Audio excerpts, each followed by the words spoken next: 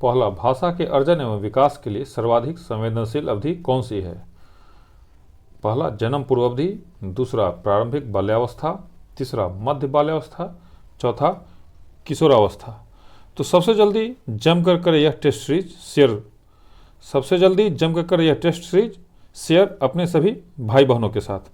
बिल्कुल सीडीपीए का top most प्रश्नों का यह टेस्ट सीरीज बिल्कुल आपके लिए। तो ये जो ऑप्शन है इसमें आपने क्या सही लगाया है? इसका ऑप्शन होगा बिल्कुल तीसरा, मध्य बाल्यावस्था, अर्थात भाषा के अर्जन एवं विकास के लिए सर्वाधिक संवेदनशील अवधि मध्य बाल्यावस्था है। ये इसका पहला का तीसरा ऑप्शन होगा। आप बिल्कुल सही दे रहे हैं। अगर आपने तीसरा से कोई अलग ऑप्शन दिया है तो आपका ऑप्शन गलत है। अब दूसरा, निम्नलिखित में से कौन सी लॉरेंस कोहलवर्ग के द्वारा प्रस्तावित नैतिक विकास की एक अवस्था है? पहला, प्रसुप्ति अवस्था, दूसरा, सामाजिक अनुबंधन अभिविन्यास, तीसरा, मूर्त संक्रियात्मक अवस्था, चौथा, उद्योग बनाम अधीनता अवस्था। तो इसका उत्तर है साथियों दूसरा, सामाजिक अनुबंधन अभिविन्यास।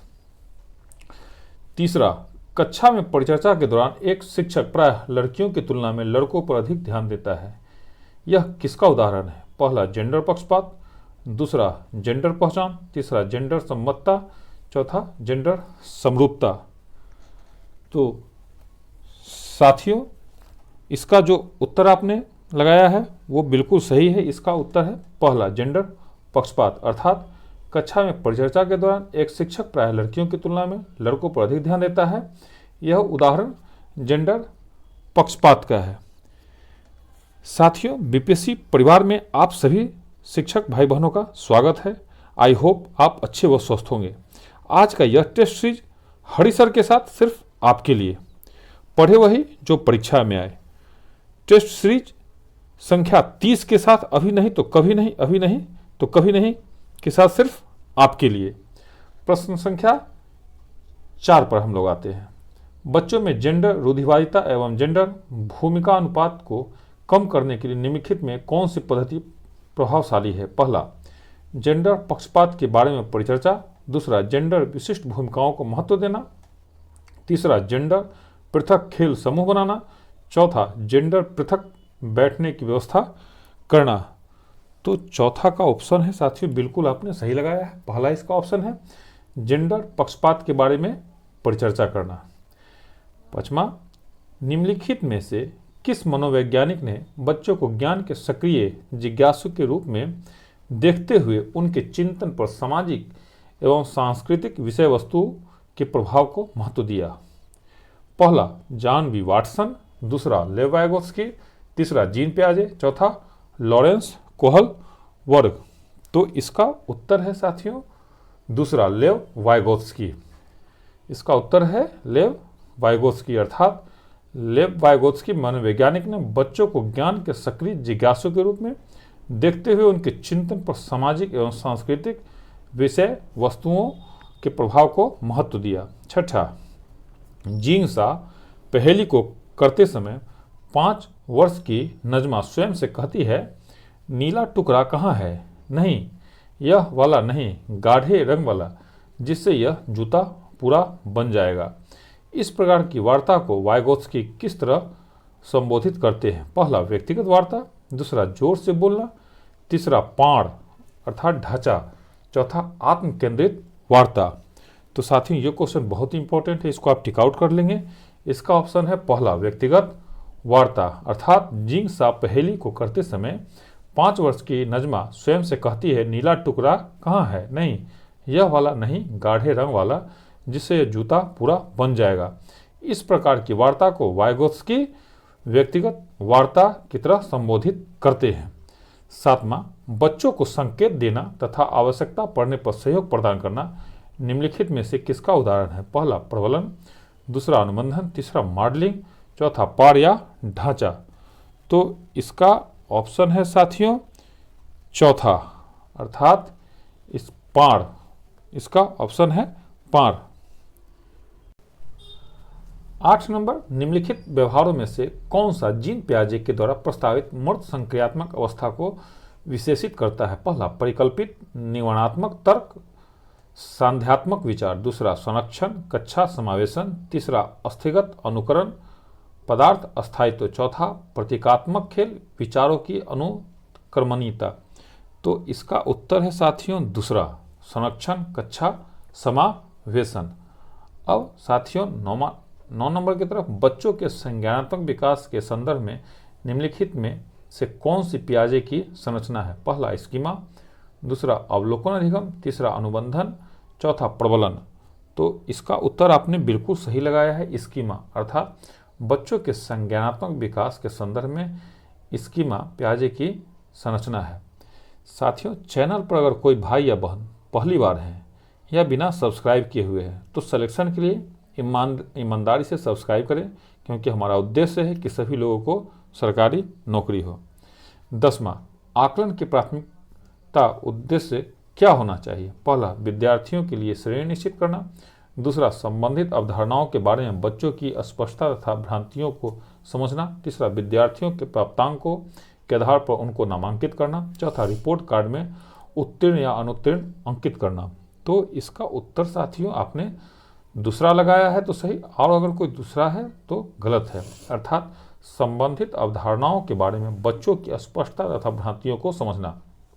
आकलन का प्राथमिक उद्देश्य होना चाहिए संबंधित अवधारणाओं के बारे में बच्चों की अस्पष्टता तथा भ्रांतियों को समझना। 11 निम्नलिखित कथनों में से कौन सा बुद्धि के बारे में सही है? पहला बुद्धि एक निश्चित योग्यता है जो जन्म के समय ही निर्धारित होती है, दूसरा बुद्धि को मानकीकृत परीक्षणों के प्रयोग से सटीक रूप से मापा एवं निर्धारित किया जा सकता है, तीसरा बुद्धि एक एकात्मक कारक तथा एक एकांकी विशेषक है, चौथा बुद्धि बहुआयामी है तथा जटिल योग्यताओं का एक समूह है। तो इसका उत्तर है साथियों चौथा बुद्धि आयामी है तथा जटिल योग्यताओं का एक समूह है। अब 12 रूही हमेशा समस्याओं के एकाधिक समाधानों के बारे में सोचती है, इनमें से काफ़ी समाधान मौलिक होते हैं। रूही किन गुणों को प्रदर्शन कर रही है? पहला सृजनात्मक विचारक, दूसरा अभिसारिक विचारक, तीसरा अनम्य विचारक, चौथा आत्म केंद्रित विचारक। तो आपने पहला अगर ऑप्शन लगाया है तो सही, इसका ऑप्शन है पहला सृजनात्मक विचारक, अर्थात रूही हमेशा समस्याओं के एकाधिक समाधानों के बारे में सोचती है, इनमें से काफ़ी समाधान मौलिक होते हैं। रूही सृजनात्मक विचारक का प्रदर्शन कर रही है। 13 शिक्षण अधिगम प्रक्रिया में वंचित समूह से संबंधित विद्यार्थियों के द्वारा सहभागिता कम होने की स्थिति में एक शिक्षक को क्या करना चाहिए? पहला बच्चों को विद्यालय छोड़ने के लिए कहना चाहिए, दूसरा इस स्थिति को जैसी है स्वीकार कर लेना चाहिए, तीसरा इन विद्यार्थियों से अपनी अपेक्षाओं को कम करना चाहिए, चौथा अपनी शिक्षण पद्धति पर विचार करना चाहिए तथा बच्चों की सहभागिता में सुधार करने के लिए नए तरीके ढूंढना चाहिए। तो इसका उत्तर है साथियों चौथा, अर्थात अपनी शिक्षण पद्धति पर विचार करना चाहिए तथा बच्चों की सहभागिता में सुधार करने के लिए नए तरीके ढूंढना चाहिए, अर्थात शिक्षण अधिगम प्रक्रिया में वंचित समूह से संबंधित विद्यार्थियों के द्वारा सहभागिता कम होने की स्थिति में एक शिक्षक को अपनी शिक्षण पद्धति पर विचार करना चाहिए तथा बच्चों की सहभागिता में सुधार करने के लिए नए तरीके ढूंढना चाहिए। 14 एक समावेशी कक्षा में एक शिक्षक को विशिष्ट शैक्षिक योजनाओं को पहला तैयार नहीं करना चाहिए, दूसरा कभी कभी तैयार करना चाहिए, तीसरा सक्रिय रूप से तैयार करना चाहिए, चौथा तैयार करने के लिए हतोत्साहित होना चाहिए। तो बिल्कुल आप सभी साथियों ने इसका उत्तर सही लगाया है, सक्रिय रूप से तैयार करना चाहिए, अर्थात एक समावेशी कक्षा में एक शिक्षक को विशिष्ट शैक्षिक योजनाओं को, तीसरा ऑप्शन एक सक्रिय रूप से तैयार करना चाहिए। 15 पठन वैकल्य बच्चों के प्राथमिक लक्षण क्या हैं? पहला न्यून अवधान विकार, दूसरा अपसारी चिंतन पढ़ने में धारा प्रवाहिता, तीसरा धारा प्रवाह पढ़ने की अक्षमता, चौथा एक गति विषयक कार्य को बार बार दोहराना। तो इसका ऑप्शन है साथियों तीसरा धारा प्रवाह पढ़ने की अक्षमता, अर्थात पठन वैकल्य बच्चों के प्राथमिक लक्षण धारा प्रवाह पढ़ने की अक्षमता है। अक्षमता से संबंधित इन डिटेल जानना चाहते हैं तो हमारे वीडियो के सीरीज को देखिए, इसके ऊपर इन डिटेल में पूरा एक श्रृंखला बनाया गया है कि किसकी कमी से एक बच्चों का कौन सा ये होता है, तो आप उसको जब देखेंगे तो आप समझ जाएंगे। 16 शिक्षा का अधिकार अधिनियम 2009 में उल्लेख की गई समावेशी शिक्षा की अवधारणा निम्नलिखित में किस पर आधारित है? पहला व्यवहारवादी सिद्धांत, दूसरा अशक्त बच्चों के प्रति एक सहानुभूति अभिवृत्ति, तीसरा अधिकार आधारित मानवतावादी परिप्रेक्ष्य, चौथा मुख्यतः व्यावसायिक शिक्षा उपलब्ध करा के अशक्त बच्चों को मुख्य धारा में शामिल करना। तो इसका ऑप्शन साथियों तीसरा है, अर्थात अधिकार आधारित मानवतावादी परिप्रेक्ष्य।